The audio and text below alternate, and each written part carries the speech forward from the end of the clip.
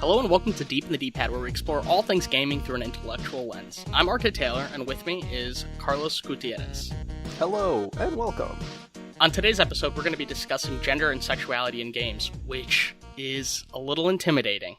How do you feel about this, Carlos? Are you ready to get canceled? You nervous? How you feeling? Yeah, that's the first thing I was going to say. I'm ready for this episode to come out and I get canceled and can never make video games for anyone except for alt-right people ever again. Yeah, I mean, and that's going to suck. Two men talking about gender and sexuality. I mean, what could possibly go right?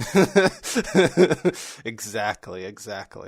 Yeah, let's turn to our D-pad delights, though. I'm going to kick us off with something from Resident Evil 8, actually, which I know is a game that you've played a ton and that I haven't played any of. Yes. So it's a little funny that I'm the one who's going to be bringing this up.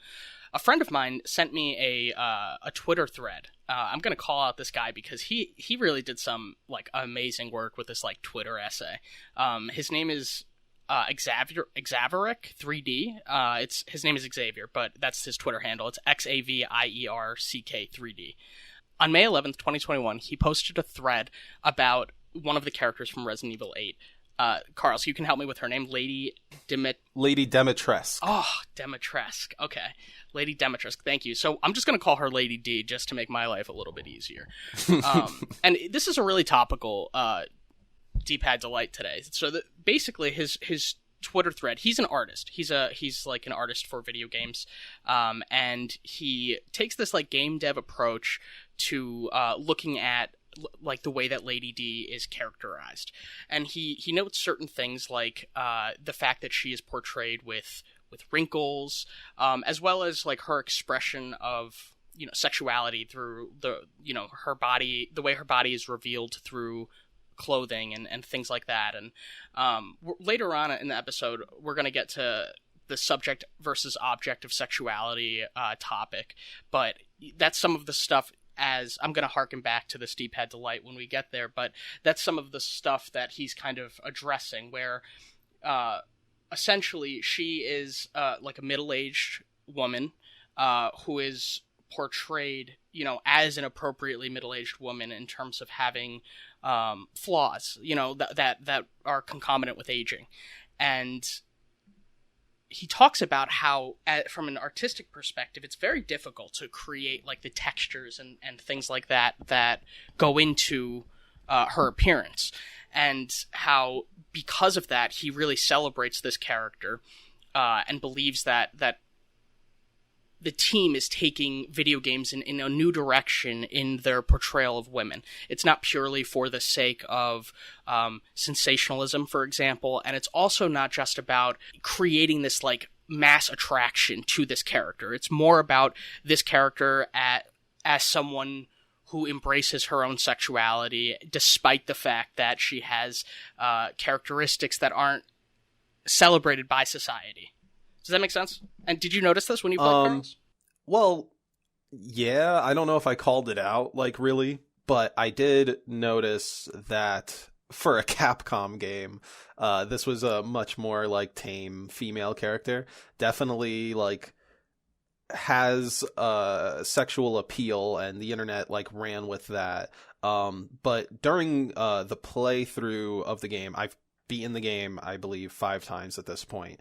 And certainly, like, all those details do get revealed. And I like those. Like, if anything, it makes her stand out more. Like, the fact that you can tell this makeup, this, like, white face powder, old Victorian style makeup, it's, like, cracking around her face. Like, the applying in her case, I think the applying of lipstick is more to cover up her like kind of like dead or contaminated body. Like, spoiler alert, she's a monster. Like, all the big bosses are monsters. Anyway, the long and short of it is, like, I noticed it in the fact that, like, she was like a regular looking lady, but in the context of the game, she doesn't behave like a regular lady. So you're like, oh, is this makeup all like a facade, or is it just like her body, like, actually showing signs of age? And in the context of the game, you find out, like, yeah, it's totally showing signs of age. She's like 100 years old or something like that, yada yada yada. But it's cool. She serves as a really good contrast to, say, Claire or Ada Wong or whoever another female character is in the Resident Evil series, because they're all very like thin, shiny, pristine, like young women. And Lady D is way more of a kind of like commanding Bayonetta type stoic presence. And also curvy, right? Like you mentioned Yes. thin, which I think is really important and something that we're going to have to return to throughout the course of this episode. You know, how thinness is related to gender identity or gender expression or expectations and things like that. Yeah, and a lot of video game characters are thin, especially the female characters. The male characters are often bulky and whatnot. Okay. Anyway, we'll get. I'm getting ahead of myself. I'm excited. I'm really into this so far. You just can't wait to put me into a corner and get my ass canceled. Oh yeah, that's what you're excited for. This is just like a line of setups. Like I'm gonna try to say a bunch of stuff that is just like so I can look like the morally upright one, and you can look like you're an incontrovertible. Yeah, like at some point you're going to be saying something that's like totally on the mark and I'm going to be ready to agree, and then you're going to slip in a sly like, yeah, women are just meant to be conquered by men, and I'll accidentally just like go with the flow, and it's just like bam, like canceled. Can't even catch myself in editing on that one. Oh, perfect. Okay, what's your D-pad delight? You got something about body image? Dude, yeah. So I've been playing Rise of the Tomb Raider recently, and I'm going to be moving on to Shadow of the Tomb Raider pretty soon right after that. And Shadow of the Tomb Raider, if I recall, has the classic PS1 Lara Croft skin as a like costume choice, which shows you the juxtaposition of her character's shape and silhouette from like the first iteration to the final one, which is to say Lara Croft through the years has like ebb and flowed, or maybe just gone over this like mountain of like sexualization. So like back, when the first Lara Croft comes out, obviously there aren't many polygons, but they felt it very appropriate to put this like big triangle, or maybe it's some sort of like square that's just like shifted to the side. But anyway, big pointy tits. That's what I'm trying to say. They give PS1 Lara Croft big pointy breasts, and they keep them big and kind of pointy. They round it out as they get more polygons leading up to like PS2 era. But then PS2 era, she's wearing like body tight sneaking suits and yada yada yada, and it's like, oh, okay. All right, we're edgy.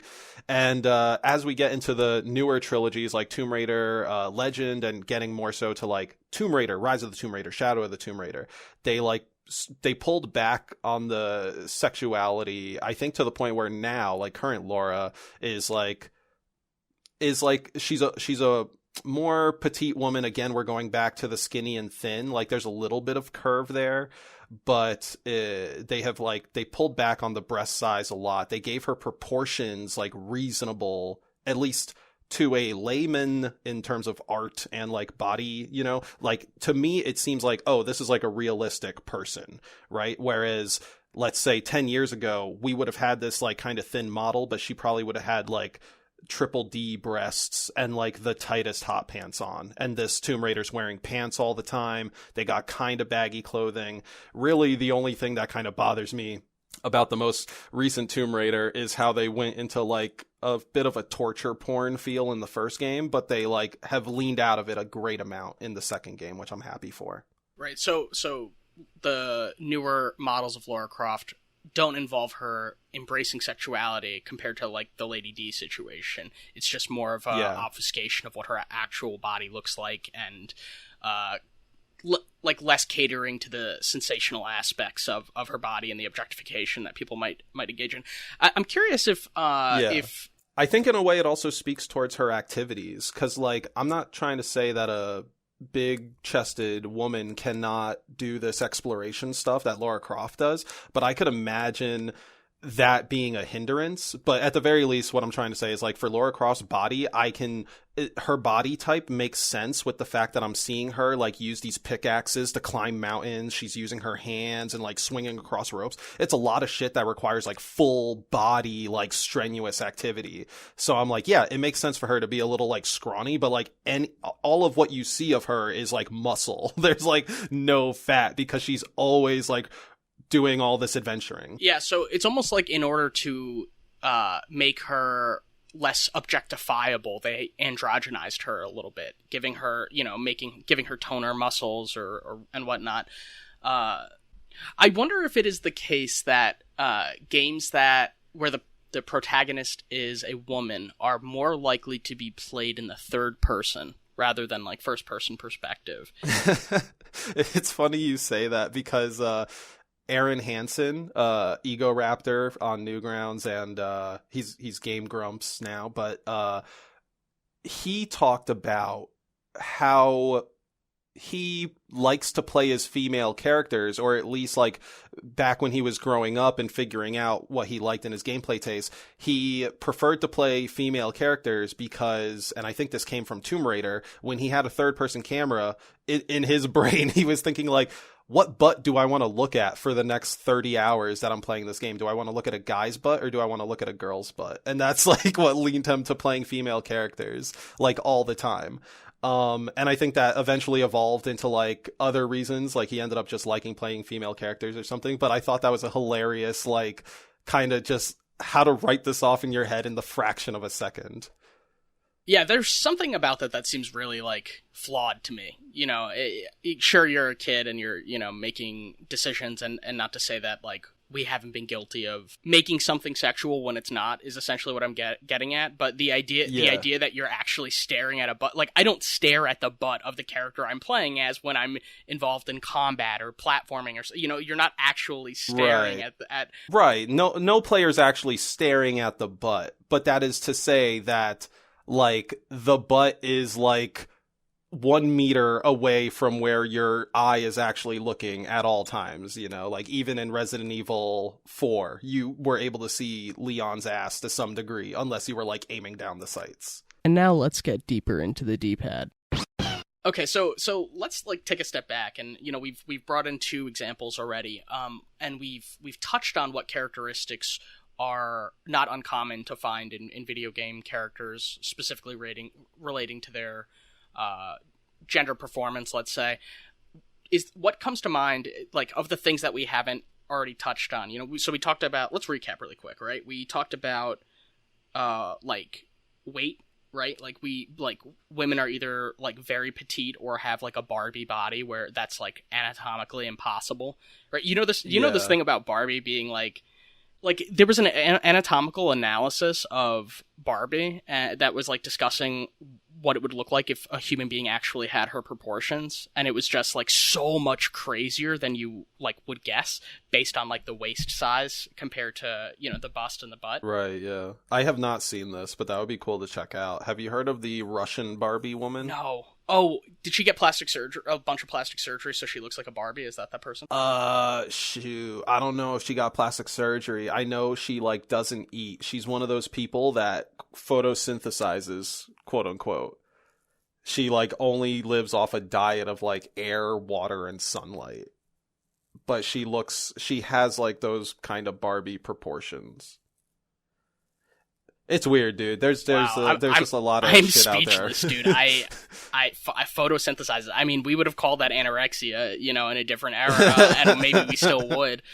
That's... No, there's a lot of people that definitely don't agree with that diet. How do you not die? Like, on the Gandhi diet of, like, a grain of rice a day or something? Like, that's... I don't understand. That's what I feel it is. Like, anyway, I don't want to get too deep into that D-pad, but, like, yeah, there are people out there that use sunlight and or air, and they strive to look like Barbie. Yeah, don't do that if you're listening. Okay, anyway, yeah, what characteristics... Nobody needs to look like Barbie. Look like yourself. So something I wanted to actually circle back to with, like, the weight and stuff, you mentioned everyone looking like Barbie, and I wanted to mention the flip side of the coin, where, like, overweightness is always played towards a gag. I don't know if I don't want to speak broadly and say this happens to like all female characters, but I have in my head of a number of examples where like being overweight on a female character was either like a gameplay mechanic, like a gag of a joke, or like a running joke, like something like that. Um, so like the game Fat Princess is my mechanical reference. It was a game on PS3, a capture the flag game where both teams had a human female princess. And in order to make the game harder for the enemy team, you would feed the princess cake. The princess would ceaselessly eat cake and get like fatter and fatter, and that would make her harder to carry as like the enemy team tried to capture her. So anyway, that's like the overweightness being played towards laughs. And the other thing I'm thinking of is just kind of like the general archetype of the overweight, slothy, dumb person. I feel like I've seen that. Here and there. Between like Borderlands and maybe more recent games like Lunch Lady, even though, you know, Lunch Lady's way more of like shallow narratively. Also, the Lunch Lady has like is kind of like a trope like on its own, you know, like that's been in a lot of different cartoons, and you know, we all grew up with like lunch ladies who, you know, like we felt like they were, you know, like these like obnoxious like D characters in the narrative of our life, you know. And it's like, okay, I gave you the money already, can I go now? Like, or like, I don't want mashed potatoes, how many, you know? And it's like there's like this like entitled middle class like mentality where it's like I'm better than the lunch lady even though I'm 8 years old.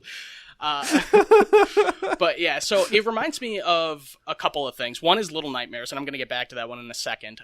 But interesting. But before I do that, there was, when I was in grad school, you know, we were workshopping a story, and one of the students had a story where the antagonist was using a cane, and the writer felt that was, you know, he was depicting this person's age and like weariness and whatnot, but someone in the class who had a disability, or maybe several, they said that that linking a like object that's associated with disability was basically like an ableist thing to do. It was like the idea that we are uniting physical disability with like moral grotesqueness, basically.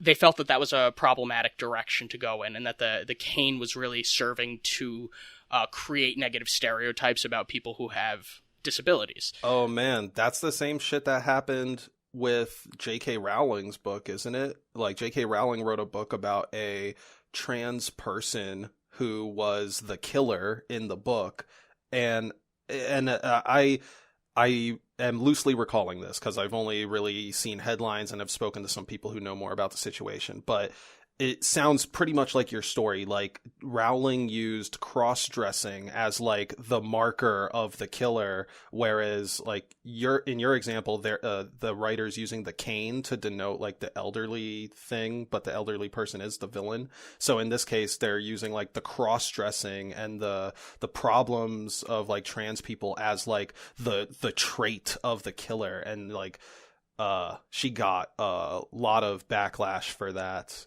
I think it's important to note that... Does that line up? I'm sorry to break your line, but does that line up with your example? Okay, great question. I should go there first. I don't know. I didn't read that J.K. Rowling book that you're referring to. Okay. But I'm aware of like J.K. Rowling as someone who has views about the trans community that are not like acceptable to most people, you know, that are under the age of 30, let's say. Most liberals under the age of 30, under the age of 35. See, the problem is that we can't create tokens, right? And that goes in both directions. So we can't have a trans character who's the savior, especially if it's written by a cis writer, because then it seems like you get into the problems of like why did you construct this narrative? Like, what are you really trying to say? Like, it isn't like trans people are also people. So some of them are good and some of them are bad. And the idea that we're going to like lean in one direction, in either direction, I think is a problem. If the only bad person is a trans person, then it seems like what you're saying is that trans people are bad, or that might be like one of the themes that someone might extract or interpret in your work. I don't think that we should believe that that like let's say an overweight person, to bring it back, or you know, a woman could never be an antagonist, right? I think we just want to make sure that it's complicated and that it's not because of that specific identity. I think that's where we would get into some problems. Yeah, I think it's also about just having, like, maybe you touched on this, but having just, you know, multiple representations, right? Totally, like, exactly. I was kind of thinking foils. Yeah, we would call those foils, right? Yeah. Thank you. Yeah, like if you're going to have just one trans character in the story, then obviously whatever you paint them as, like, some people will interpret as you thinking this is a monolith, right? But yeah, exactly. Have more characters, and then you could show more shades, different personalities, whatever the fuck you want. Like, they're just silhouettes. Anyway, the way I'm seeing this right now is like they are just silhouettes for like you to fill in like interesting things and show a spectrum of like of traits and possibilities. Like, why be so lazy to just make one of that character? I know, sorry, I say lazy, but I don't mean to be rude. Like, I know it's probably hard as fuck, all the back work and building that goes into making that character. I also think that's part of the problem with some criticism. You know, one work of art is not able to address all of the possible flaws of society. So we have this like moral purity in the zeitgeist right now where something needs to meet every possible standard and consider every possible like algorithm of like oppression, you know, in order to like create a work that is purely uncontroversial. And that's really hard. And I think it discourages people to naturally engage in creativity. And it also, you know, almost it discourages like a certain reflection. You know, you need to write bad drafts of things in order to learn why they were bad and in order to improve them, right? Like, revision is really important. And this specific conversation that we had in the workshop that I was referring to kind of went off the rails because that was the only thing that was discussed. It was like everybody giving their opinion on that. And I felt bad for the guy who was you know, whose piece was getting workshop because he didn't get a good workshop, you know, and that happens sometimes, you know, that's just like kind of the nature of it. Like, people will go off in tangents and stuff. And it's not to say that it's not an important thing to raise, but having someone reflect on that specific thing isn't the only thing that we should be talking about when we're analyzing their work. The way I was going to relate this to Little Nightmares is that Little Nightmares really didn't have any foils. So Little Nightmares has this scene where the playable character is going to get eaten by these very overweight people who are on like I think it's like on some kind of cruise ship, and on one hand we can look at that and say, well, it's commenting on you know, greed and capitalism and gluttony, and there's, you know, a level of like sloth, and you know, WALL-E does this too, right? Where it's like the future is going to be full of laziness and we're all going to be in chairs and we just care about feeding ourselves and whatnot, and really not feeding ourselves but gorging ourselves. But the portrayal of these people is also like grotesque. Like, it's not just that they're overweight, right? Like, they look sloppy, they look like monsterish, you know, and I think that is playing on this idea that you cannot be overweight and also be attractive, or you cannot be overweight and also be stable, right? Like, you can't be a good person, or you can't be someone who is not constantly succumbing to desire if you're overweight. Yeah. I think it speaks more towards the latter thing, the stability, because like when I remember that scene, the people are all like, they're eating at a dinner table. Like, there's just a really big dinner table, and the mechanics are like, I need to platform onto the dinner table and then run across it and get to the end of the level, right?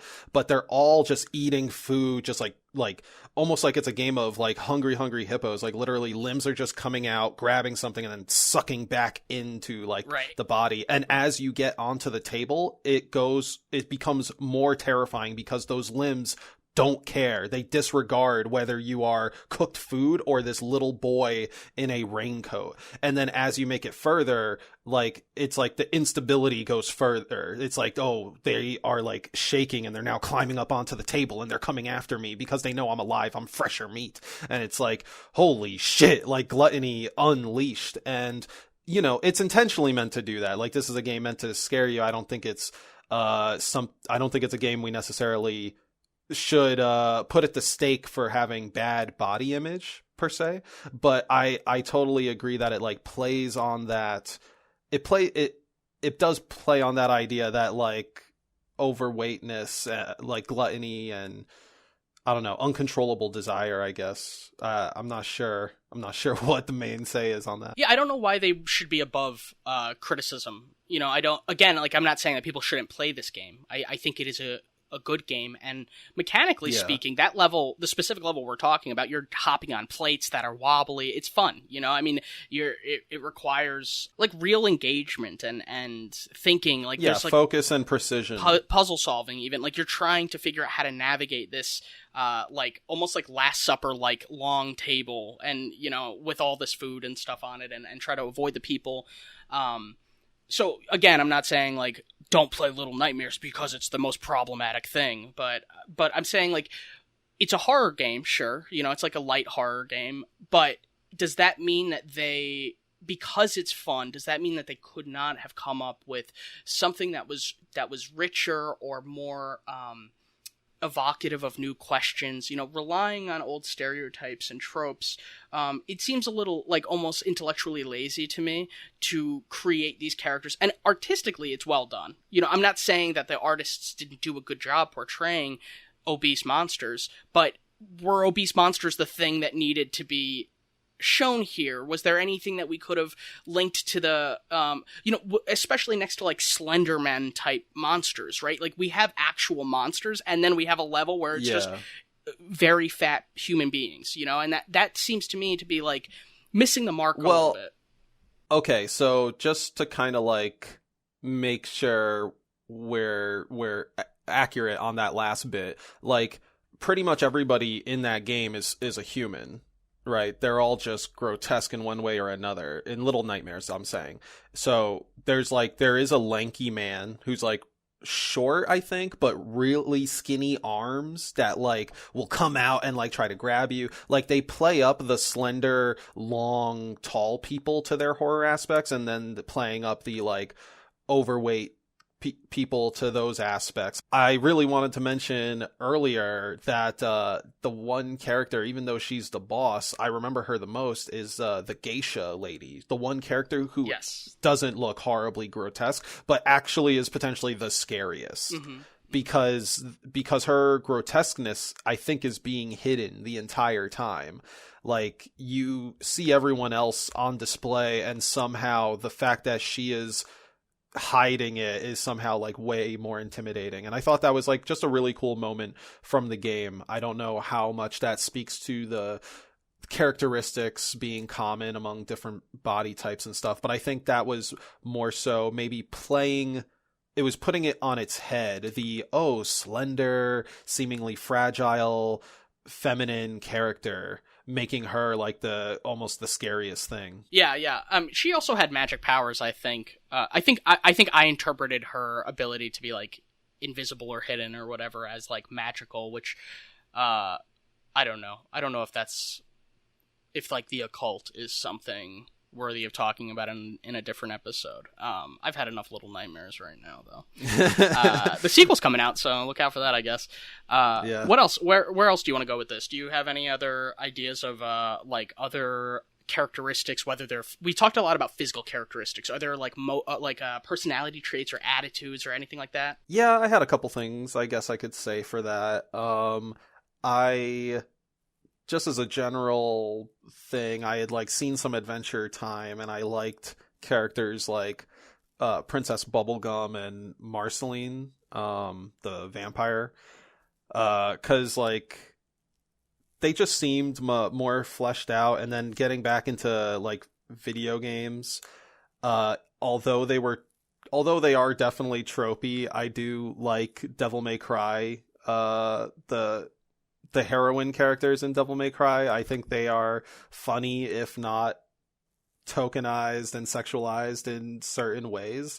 For instance, Devil May Cry, I think it was 1, Devil May Cry 1 has Trish, who is supposed to be this like other devil hunter kind of character to foil Dante, but she's like super sexualized, very early aughts, like wearing all black leather, skin tight, crop top, all that shit, whatever.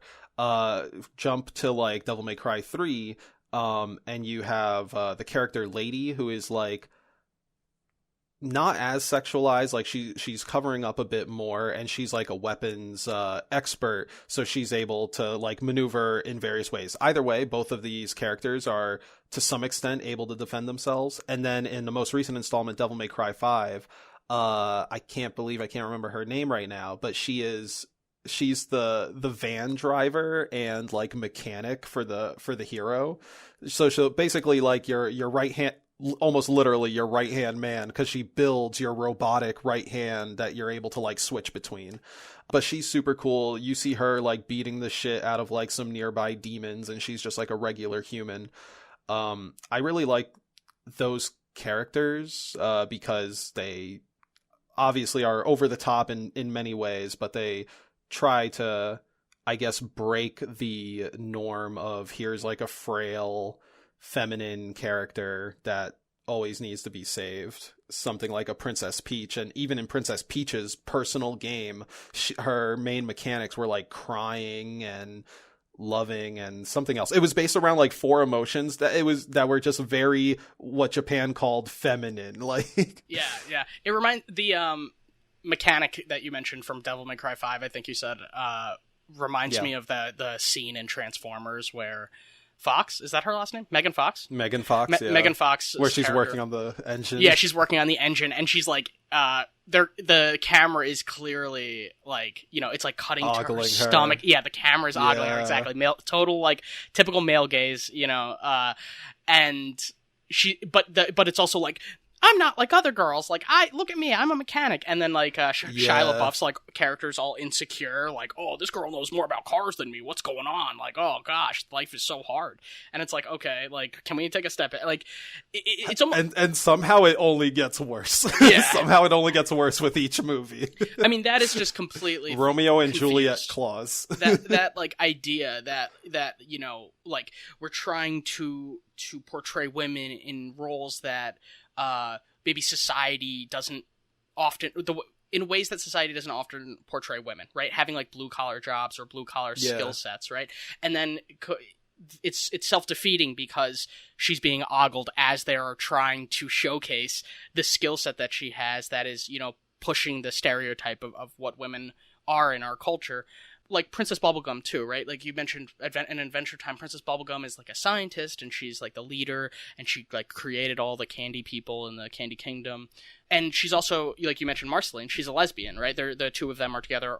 Maybe they're not lesbians, maybe they're bi, or one of them is bi, or maybe they don't have such narrow I think you've been characteristics. stumbling onto too many Rule 34 sites, Ryan. You've got your own headcanon now. What? They're together, dude. They kiss and stuff.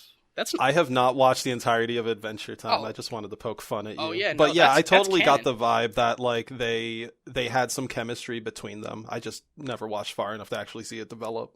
Yeah, no, they are like, it is not a secret. Like they kiss in like the finale, like either the second or third to last episode. That's just like one that comes to mind. But I remember the first time I got a glimpse into it, it was very subtle. It was like, one of them had a picture of the other one in their locker, which was like, whoa, like what's going on here? And so they continue to plant seeds. The writing on that show is really phenomenal.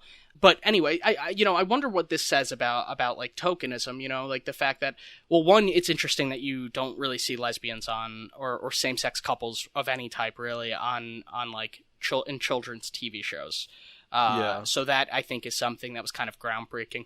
But it also makes me wonder, could they not have envisioned Princess Bubblegum as, like, a straight bubblegum person who was also capable of being a scientist and being, having a lot of,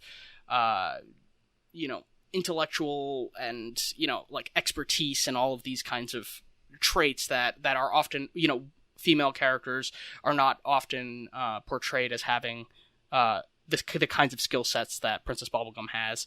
I think that's still true. I don't know. It's gotta be. I think it's interesting to call out the, like, I don't want to say risk. I think from a business standpoint, the quote unquote risk of having these like characters that break the norms that we know on the shows. I wanted to bring up Gravity Falls because it is Pride Month and Disney is waving around their rainbow flags and they're tweeting out pictures of Goofy, Donald, Minnie, Mickey walking across the rainbow. But Alex Hirsch, the one of or the creator of Gravity Falls,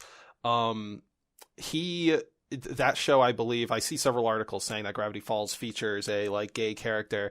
Alex Hirsch revealed that like Disney actually was very much against like a gay character or the gay scene that like he wanted to put into the show because it would mess with money from Russia and China. But meanwhile, here they are, like literally last week, 2 weeks ago, tweeting, and every day, every day of this month, all the corpos are tweeting rainbows here and there. But it is very true. Like I 100% can believe, and we know this by now because of the same thing happened with Star Wars, where they cut Finn out of the cover and or the trailer because like China doesn't fuck with black people, I guess. Like I don't know.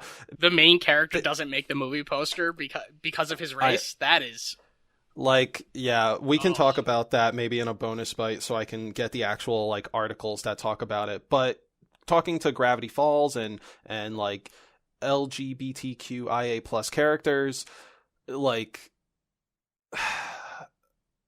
I don't know, sorry, I'm getting like a little frustrated with just like the hypocrisy of this, with the like, oh, cut this scene, cut this character, it's corporate pandering, it's like trying to imagine what is the most inclusive yet least offensive, like they're trying to manage, but it's playing both sides. Yeah, like that's what's even more fucked up. Like it's not pandering, but it's like the arms seller selling to both sides of the war. And I just, that fucking disgusts me. And that's not about is it about gender and sexuality in games? I don't know. I feel like we're kind of off the rails. Yeah, we are off the rails, and we brought on like TV shows and stuff like that. But it's all relevant, and really we're talking about we're spelunking. Like, we're deep in the deep head. Sometimes we find a nook that's connected to something else, not of our realm. Let's go back to games, right? Let's talk about specific games. I know that we've had these conversations in the past, right? Like, it's like there will be like a trailer for some game and everybody will be like, wow, I cannot believe how they're portraying women, right? Like, Dead or Alive Xtreme. Yes, talk about that. Oh my gosh. Okay, so yeah, when I was a young boy subscribed to GameFly, there was a time where Viva Pinata and Dead or Alive Extreme Beach Volleyball 2 made it to my mailbox on the same day. And I think it represented the duality of video game mindsets very well. You're either incredibly kid-friendly or like super way too horny for everything. And anyway, this Dead or Alive Extreme Beach Volleyball game is kind of like how it sounds. Dead or Alive is a fighting game franchise that has plenty of female characters, and they paved the way for boob jiggle physics, and in that they also built a like beach summer vacation game that like started out maybe as just volleyball, but like the one I played, the sequel, had like slot machines, like some butt bumping sumo thing above the pool, running across the pool. Obviously, if you fall in, your girl character gets wet. It was just a bunch of mini games built around like sexually framing women. Like, just I wonder if that series is still going, honestly. It's like, I it's so seeing, objectification the game. Yeah, it is. It really is. Like, there were like shots of from like almost like not quite worm's eye view. Worm's eye view is like the opposite of bird's eye view. It wasn't quite like just worm's eye view. Yeah, I know. Oh my God. I love that too. But basically like upskirt, is that the term? Upskirt shots? Yes, yeah. Yeah. And it's just like, like women on the beach wearing these micro skirts basically. Right. And then like, they're either wearing a swimsuit or a skirt, like you said. Yeah, and like the shots are just like, I cannot imagine anybody being able to focus on the mechanics because it's just such gratuitous sexuality. Like, I don't understand why someone would choose to play that game over watching porn, because I feel like the level of drive to it's exactly the same. The type of drive, I guess. The people who play that game like the choose your own adventure version of porn. I think that's really it. Because there's literally a mini game, like resting and relaxing is a mini game. Not a mini game, but it's an interactive activity in that game, because like it's the like girl sex just Animal lays Crossing. There. Like maybe, I don't know. In a way, that actually sounds like Viva Pinata. but in this relaxation minigame, like the girl lays down. Oh, by the way, it's exclusively female characters in this Dead or Alive Xtreme game. Of course, it is. I would so voyeuristic. I would be thrilled. I would be thrilled if they actually put the male characters like Ryu Hayabusa from Ninja Gaiden in a fucking Speedo and like laid them out next to the pool like they do for these girls, and you as the player can have them change positions. And this is in the mini game. This isn't just my fantasy now. You can like have the girls change positions. You can move the camera. You can snap pictures. You can have them like apply lotion or some shit. You can even like I mentioned the slot machines earlier, because like there's a whole economy that you like try to get money to buy new outfits and accessories for these girls so you could take more pictures of them and shit. I'm telling you, it's the choose your own adventure porn crowd. That's 100% I find it what very this is for. creepy. Honestly. It is. I did not play it much. I felt very weird. Imagine, how would you play that in your house? Like, you were living with your parents at the time. Like, imagine if your mom walked in the room and, like, you're in the middle of, like, some, like, beach volleyball. Like, but, I mean, I can't imagine an alternate universe where a studio is dedicating, resources to, for dick physics. For dick jiggling physics, or at least not to the same degree, the extent of, how supple the bodies look and all this. I don't think we would ever see that with male characters, and the way that we objectify men, is completely different. And I don't even know what to say about that. It's just, it feels really gross, it feels like so unnecessary. Dude.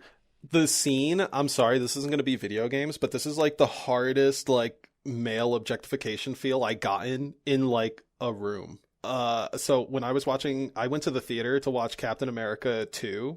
And there's like this one bit where they show it in all the trailers where like Chris Evans holds a helicopter to a building just by holding a rail and holding the helicopter.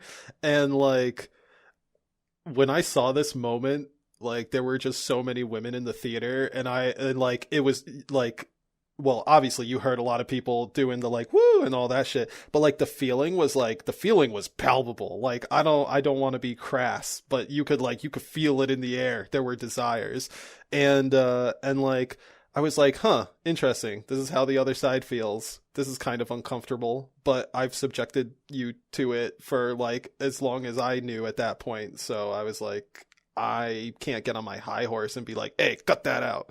You know what I mean? Yeah. So like, sure. Are we trapped in this cycle of like, because we did it, we're going to let you do it? Or do we have to move together as a, like, everyone be sensitive to everyone? Yeah, it sounds like you had like a moment of empathy there, or like a kind of like an epiphany, like where you're like, whoa, this must be something like what it's like, like women are. Yeah, are it's like, I don't want to recreate that. Like, it became a moment of like, oh, I realized what this action has on the other people around me, and I don't want to recreate that moment anymore, right? Right, it wasn't purely theoretical where it was like, yeah, subjectification is wrong because of, blah, blah, blah. It was like, whoa, this feels wrong to me as like someone who, my gender is being portrayed in this specific way, and feels like we're being used or exploited or something like that.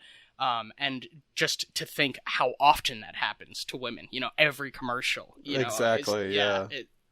But what's even worse, I think, and I don't want to, I hope this doesn't take it off the rails, but I think what's even worse and or scarier is that at least for us, like the thing that's being put on display is like, oh, look at me, I am man, and strength mean I can hold fucking immovable building object. I can hold this to like movable, big, strong like mechanism. And for women, like they don't get that on display. They don't have like, here I am strong enough to hold anyone off of me. It's more so like, here I am vulnerable to anyone. And like yeah, funny enough, like Christina P was kind of speaking about this and doing some jokes around it, because it is a very uncomfortable subject on the Your Mom's House podcast. Like the thought in the back of her head that like, I walk into a building and I do a podcast with like 4 or 5 men within 20 feet of me, and like it's only our mental law of civility that's stopping any of them from like harming me right now. So like I sort of like thought about that, and I'm like connecting that now to the idea of like Megan Fox bending over the car and being like, oh, I'm a mechanic, but like still being the like, you're still this kind of, you know what I mean? Like I don't know if I'm wording it right, but it's like, yeah, I think that the like law of civility or whatever is, that's the only thing that's stopping us from stepping into a state of nature at all times, and that's like really full where anarchy, bestial shit. Yeah, and we're living in a time where apocalypse movies are really popular, and like or media. There's so many different zombie things you could watch, and that's just one very very specific type of apocalyptic narrative. And I think we're at a moment where we know. Like culturally, we know that shit could hit the fan, really. We're really dependent on technology, for example, and if our grid shuts down, like, who knows what's going to happen to us. So we have, like, an increased vulnerability. We're not really, people are not primarily agrarian farmers and whatnot, so we don't have a lot of skills to survive. So survival becomes something that we're really interested in, and, kind of exploring the culture of what that might look like for us. That was a tangent. I don't even remember how that was related. But one more thing I wanted to say, though, was that I think that like with the objectification that you're talking about, the way that I feel it is more in like rom-com type portrayals of men, where I think that for women it's this idolization of their beauty and youth and form and all of that. But I think for men, I don't feel it as much with physical attributes, but it's like the idea that a man is going to these grand gestures and these like displays of romance, and that's really complicated because we're also living in a world where like persistent men are considered stalkers, or or could be, or like I think a lot of men are afraid of, the spectrum is never called out in these films. Like these films, because they have to be mass appeal, they have to be easily digestible and compartmentalized by our human minds. Like they can't show, I mean, maybe they can. I shouldn't say they can't, but they have not shown off the spectrum of like Doppler Dahmer, basically, is what you're saying. Like the persistent man either being seen as a good partner via Doppler, like that is the feelings coming back to you, and it becomes Dahmer if the feelings are unrequited. So if your persistence is completely unrequited, you are a fucking Dahmer. You are stalking me, go away. But if even in the little bit, it seems, at least with this loose rule, if they are in the little bit like sending those feelings back to you, then there is a Doppler effect and you should continue persisting. I don't really like that system. I like people being straight up front with each other. I do too. I find that to be, I think that's really like kind of where we are as a society, but you'll never see affirmative consent on a movie or TV show. Like no one is ever like, can I kiss you? It's always like, oh my God, now we're really staring into each other's eyes. And people definitely say that now, but I think in movies, in movies and TV, I've seen that, like, yeah, totally. I've seen that like at least several times in the past few years. I've seen it to like 2 responses though, right? Is like, the partner will say like, oh, don't say that, it makes you seem lame, and then they just like go for it. Or it'll be, I think, just, yeah, more often than not it'll just be played for like a laugh, like either like a haha, oh, you're nervous, and then they just go for it, or they tell them like, wow, like that makes you seem like a nerd, just be cool and go for it. And like when I see those scenarios, I'm like, no, you did good, character, like just, ask.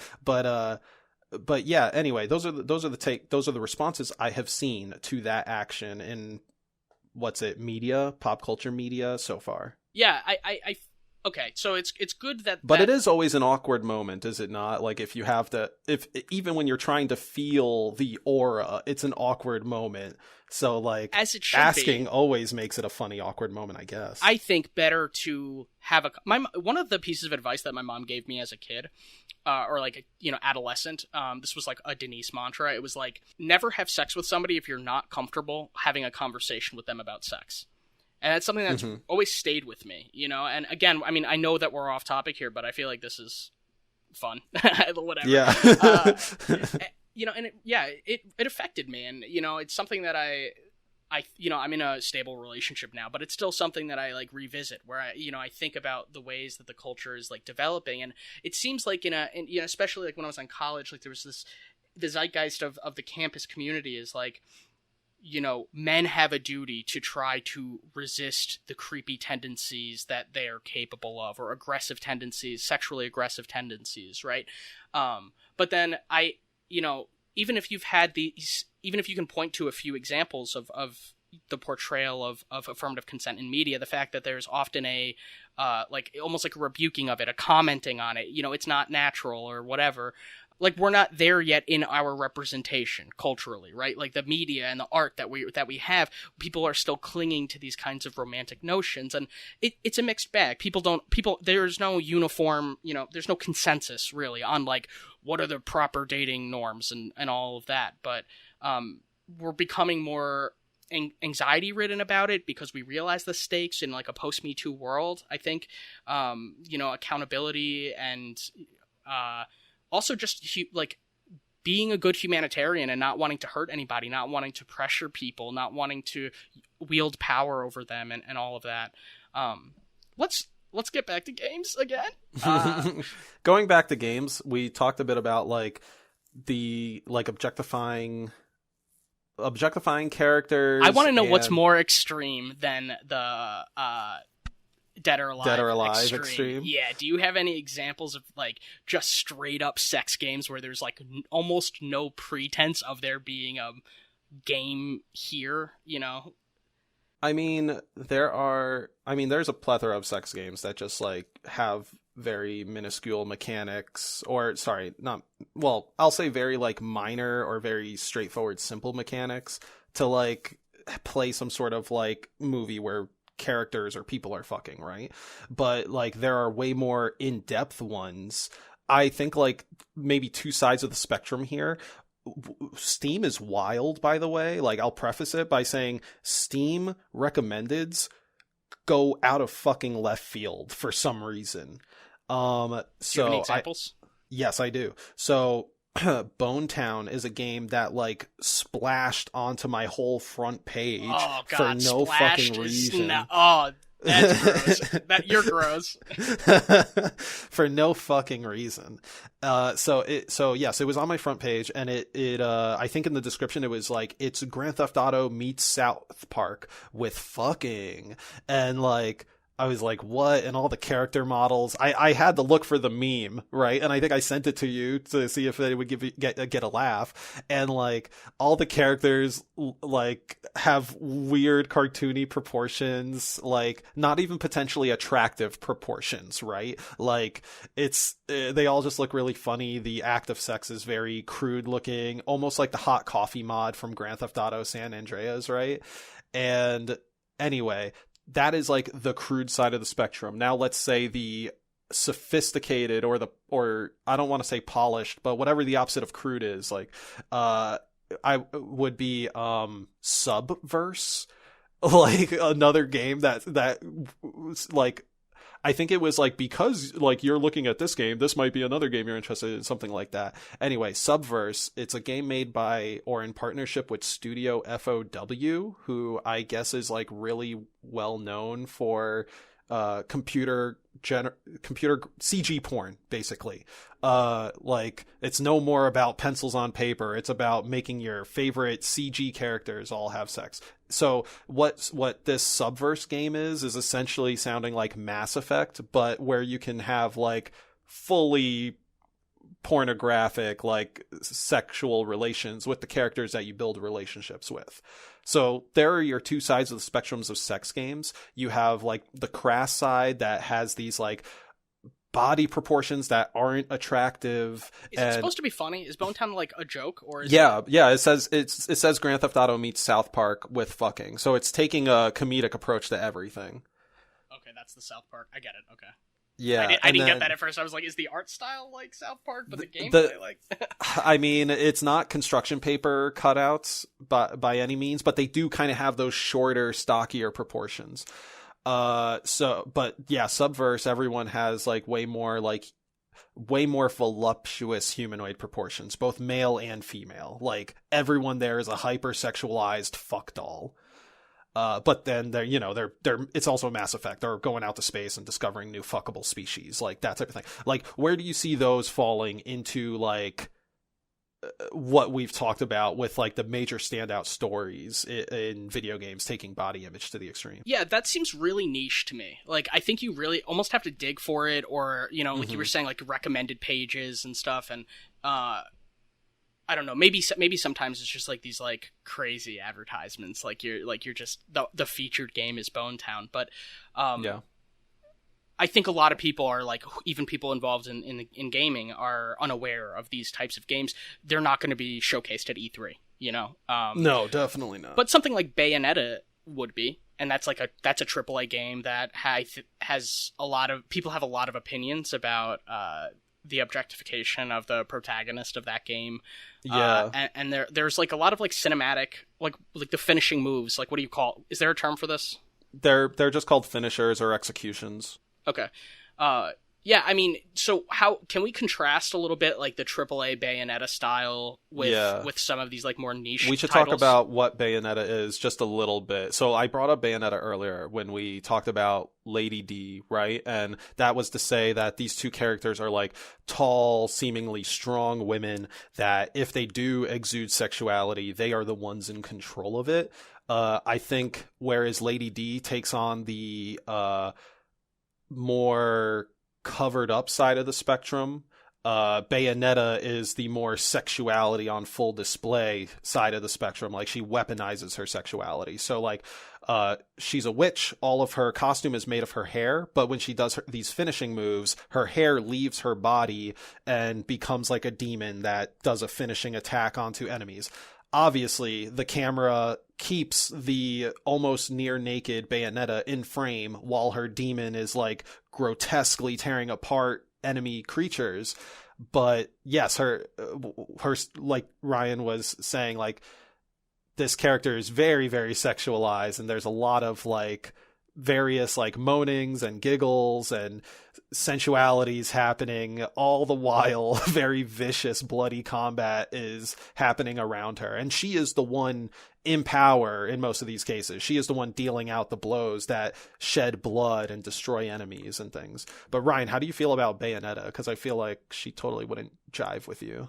Yeah, she doesn't. I think that there's a like some ludonarrative dissonance. We've mentioned that concept previously, but similar to what you were saying about the way that Lara Croft is portrayed in Tomb Raider, like if she's wearing a crop top, that's a place where a stray rock that's embedded in a cliff could like scratch her, and it's like, nah, you need a better uniform. Like, you're doing some real stuff. You're raiding tombs. Like, come on. Like, let's get some knee pads. Let's get a helmet on you. Like, so you don't like the hair excuse? You don't like the witch hair? You're talking about Bayonetta specifically? Yeah, Bayonetta. Yeah, the fact that her costume is her hair. Right. The thing I think that Lady D does that is not executed well in Bayonetta. So the argument that I've heard people make about Bayonetta is that because she's the protagonist and because she's often portrayed in her sexuality is often portrayed when she's doing these like finishing moves or like these action sequences, right? She is the subject of sexuality rather than the object of sexuality, right? And this is where the word objectify comes from, right? Like this goes back to like old school philosophy where there's the subject object distinction, right? Subject is like, I am a person interpreting experiences and I'm aware of my own existence, my own phenomenology, and then object being the objects of consciousness, right? So if you hear a song, that becomes an object of consciousness, right? If you perceive art, that's an object of consciousness. So when we talk about objectification in the sense of like men objectifying women or like women's bodies being objectified, what we're saying is that it rather than experiencing them as like a whole person, the totality of human dignity, we're instead just looking at them as if they are merely an object, of our consciousness and something that we can use, for our own delight. So the situation with Bayonetta, is she a subject of sexuality? Perhaps, but all of the ways that she's displayed, the way that the camera is working, and the fact that she is like, quote unquote flawless, right? Compared to the Lady D situation who has wrinkles and yet still embraces her sexuality. Right. I think Bayonetta is still kind of reinforcing this idea that it's okay to objectify women as long as they're beautiful. Like only if they are, sure, she's physically strong, let's say, right? But that doesn't take away all of the degrading ways that she's shown. And I think it's like, I found the amount of executions, and these finishing moves, and also how repetitive they were. I found it to be like totally distracting, and I couldn't get through the game. Like I found it to be a real detractor from the mechanics and. Yeah, I guess that's enough of that. That's really interesting that you bring up the amount of sexuality became just like too distracting, or like the way it was executed became like a detriment to the experience, because that reminds me of Dead Rising 3, which It also takes a long time, really. Like, just as a note, like, it's like I can't skip this 4-second... Like, it's like I've seen her do this 10 times in the last hour, and I can't skip it. It's really annoying. But it's oftentimes like a button that mash sequence takes several moments. But I get what you're saying. In Dead Rising 3...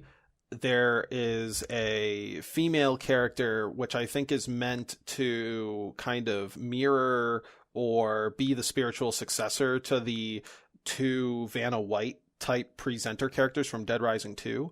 What that is to say is that, like, Dead Rising 3, as with pretty much most things, they took everything through the lens of crassness, and this, like, female cop Nazi looking character in Dead Rising 3, like, all she would talk in is like very crass, like, innuendos, like not even clever double entendres.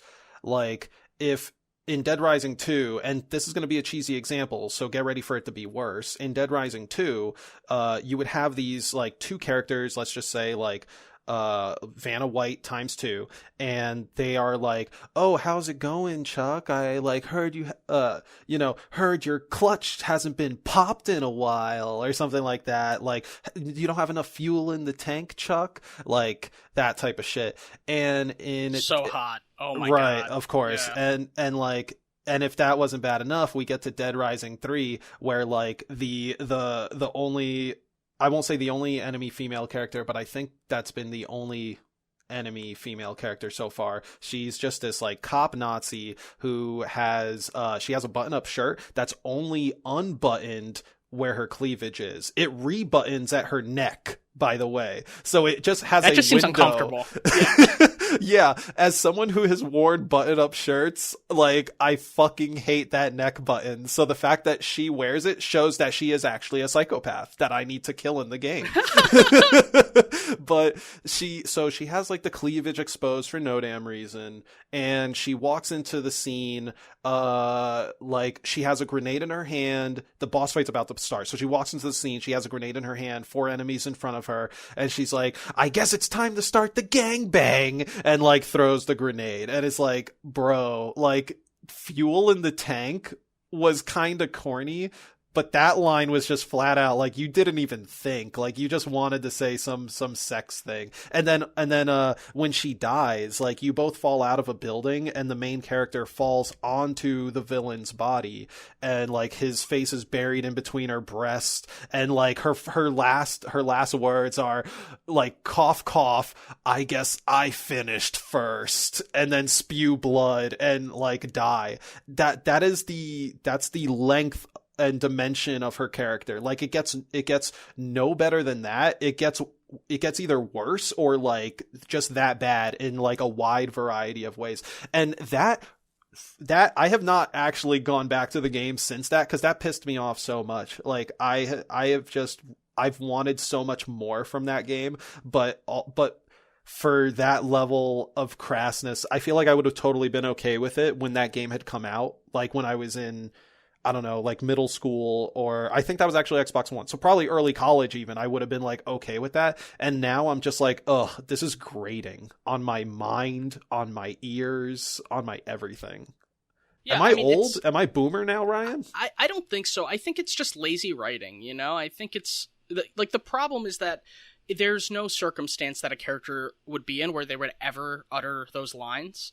And the fact that they're uttering them in such extreme circumstances, it completely like takes you out of the narrative. It's like, what is someone actually going to say when they check a grenade? Or what would someone's final words be, you know? And the idea that it's going to be some pun about like some sex pun is one, it's not funny, you know, the joke itself is not funny. Yeah. And two, it also doesn't make sense in the context of the character or the rest of the story. And it's like, if you're going to waste my time, like if you're going to take up my time while I'm playing this game and you feel like you have something important to teach me or to, you know, that you want to express in the story, make sure that you're making use of the time. You know, like I video games that like have text or stories that are trite or boring or whatever, you know, those don't hit, you know? Like we have a limited amount of time to be able to consume the media that we want, right? And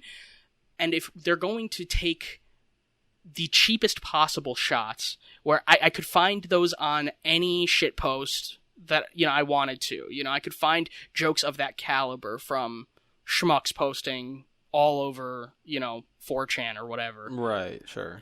Yeah, I don't know, man. It's just like, how did you get this job? Like, that's not funny. How did that get greenlit, you know? Yeah. Let's take a step back from specific games, though. I mean, we talked about a ton of different games and examples and stuff. What do you think it's important? What responsibility as a developer do you feel like you have to... I know that you're not an artist, and you're dealing more with like level design than like character modeling, but you know, just in the course of this conversation, I guess, and you know, your experiences as a player, what kind of onus is on the developers and on the artists to create various body types, or to, you know, is this important? You know, like we've been talking about this for like an hour, and I don't know. Yeah, I think it's important to represent a variety of body types and images. I think it's important not only to show an accurate representation of the world around you, but then also use your imagination to break beyond that and show a plethora of like new forms and shapes and ways of life, whatever. But like as for like how seriously should we take characters that we see in video games, I feel like especially as you get to the more exaggerated video games, like I feel like in general, like we shouldn't take them too seriously, but I do understand that, like, I don't have any studies for this, but I do understand that it seems like to some extent, you know, what people see around them has an impact on, I guess, their view of life or their self-image, right? So like if you're playing a video game, let's say, you know, if you're playing Bayonetta a lot and you're a woman and you don't look like Bayonetta, maybe you'll start to think like, why don't I look like Bayonetta? Whereas I, as a man, might play a lot of like Gears of War or Street Fighter, and I'll wonder and or strive for looking like one of these very bulked up characters in a game. But like, I feel like partly, it's on us to like mitigate that, like us as consumers, players, whatever, to be like, hey, this is like not a human, like this is a Gears of War man, he has the neck of a tree trunk, like my neck shouldn't look like that, or like this is a tall lanky witch woman, like not that I shouldn't look like that, but like to an extent it's like, does the human body actually have capability to look like that? And I don't know, I guess I'm kind of like I feel like I'm talking in circles at this point, because it seems like chicken or the egg, right? Like should the audience be like, oh, this is fake, this is a video game, and then in that case, like where does The Last of Us 2 fall, right? Because that shit's trying to basically be real life, and in that it does at least like show characters in a very realistic way. I think it would be a little weirder and or like going over the line to show a very realistic style world and then these like horribly unrealistic body types, which I think we have seen, in the past, like a la maybe Tomb Raider and to some extent I guess Bayonetta, because that's like not overly cartoony. Oh, sorry, what do you think? Yeah, so one of the arguments is that they're just video games, right? And that we can't expect them to mimic reality, because the whole point, if I'm playing Worms, like, I'm not gonna actually take a bazooka and shoot my friend off a cliff, like that's kind of one of the things that allows video games to get a certain pass.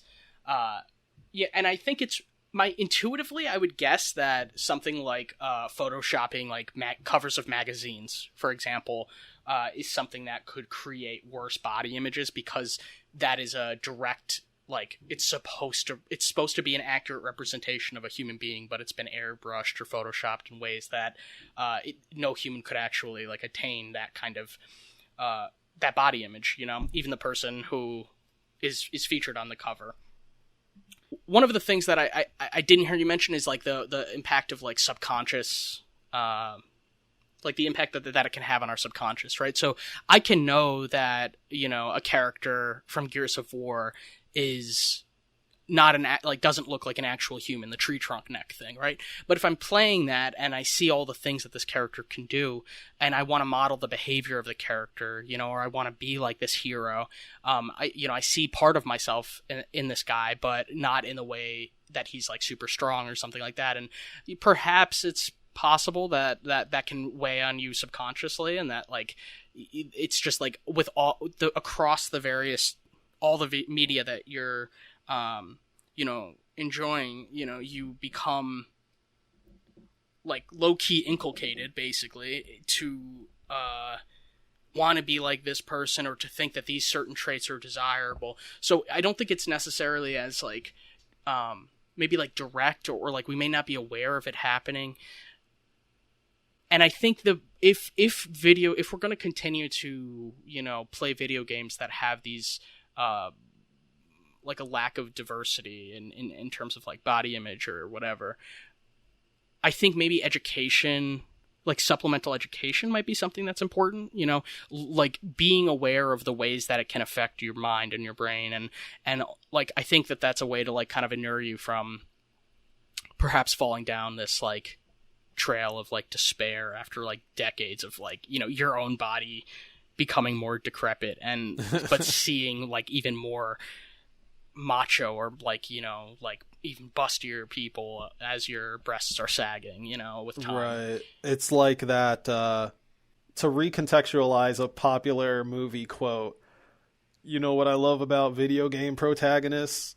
I keep getting older, they stay the same age. But like that's gotta fuck with you to some extent, right? Like I'm like getting close to 30 now, and I'm still playing a fair number of games where like the main character might be like a teenager or early 20s something, like trying to figure their shit out. Yeah, dude, Sonic just gets faster. I mean, like... well, that's the thing. He's so fast. He actually has Benjamin Button's disease. Like he just that next Sonic movie, he's gonna start like getting all old, and then he'll revert to baby. This is not on topic, but this is the skill treat. It's this music app called Chet. Okay. So just to give you some context, this is not the cool dude at the bar. This is a music app called Chet. So this is I'm trying to learn. I've been trying to learn basic music theory, in order to try to create some music for Mama's Bot, and that has sent me down a path of really trying to develop some ear training skills, basically. So that's something just to give you an example, something like whether something is a major or minor melody, right? Or so the way that this app is organized, right? It's teaching you to listen better and to understand what you're listening to. And so it has a bunch of different categories, and you can play different types of games, and it has the typical a mobile game 1 to 3 stars. If you complete the level, by getting a certain score, then you'll get 3 stars, and then you can progress to the next level, right? And there are a bunch of different categories. So let's say you were trying to there's one for melodies that everybody, would recognize, right? Like Ode to Joy, and it's learning how to play Ode to Joy after hearing it. So you're yes, this is a D or something like that, right? And then there's the in the introduction, right? There's whether a note is ascending or descending, right? So they will play you a C, and then, right after that they'll play a B, and you have to just check whether or not it's, moving up or down, the scale. So the point, I guess, is that they really range in complexity, and each of the games is only 1 minute long. But my main point is, or the reason I bring it to, Deep in the D-Pad, is because it showed me how something that has always been around, or been around for hundreds of years, an understanding of music theory and scales, isn't something brand new, but gamifying it is new. But just by using some of the standard conventions of a mobile game, they're able to bring this app to so many people, and it's free too. It's free, and you can just learn and teach yourself through this game. And you know what it reminds me of? This is related to sexuality. Killer Mike of Run the Jewels he's an activist, for anybody who doesn't know, and Atlanta-based dude who has this documentary on Netflix, and in one of he's very eccentric. Killer Mike has this thing where he'll have he's trying to teach people blue collar skills, right? So let's say one is changing a light bulb, and what he'll do is he'll have he film these porn videos of people doing these kinds of home improvement types of tasks with the instructions and the demonstration, and he used that as a way to, or I guess his intention is to encourage learning in a format that's already accessible to people, that people will already content that people already enjoy. So you're essentially multitasking. You're both watching porn and learning a skill. That's how I feel about Chet, right? That's how I feel about this music app, where I'm playing a game and I get all of the joy of leveling up and training myself, and oh nice, I got 3 stars this time, I've only gotten 2 stars on that. Or there are different levels that are bite-sized, and I can just play for 5 minutes at a time, and then between tasks or something like that. Gamifying something that is very informative and can encourage you to have a richer experience with life. I've already been listening to music differently. I already have a better relationship with music after using this app for only a couple of weeks, and that feels really great. And I hope other people will use this app, but also just find, if there's something that you're interested in, perhaps finding a gamified version of it is something that will help you to continue being interested, and it'll sustain your interest, and you can ride the wave a little bit longer if there's this extra incentive that we know are built into games with high scores and those kinds of things. Damn, that sounds really cool. I'm gonna have to install this Chet app and train my ear very soon. Thank you for listening to Deep in the D-Pad. Subscribe wherever you listen to podcasts, and share us with your friends.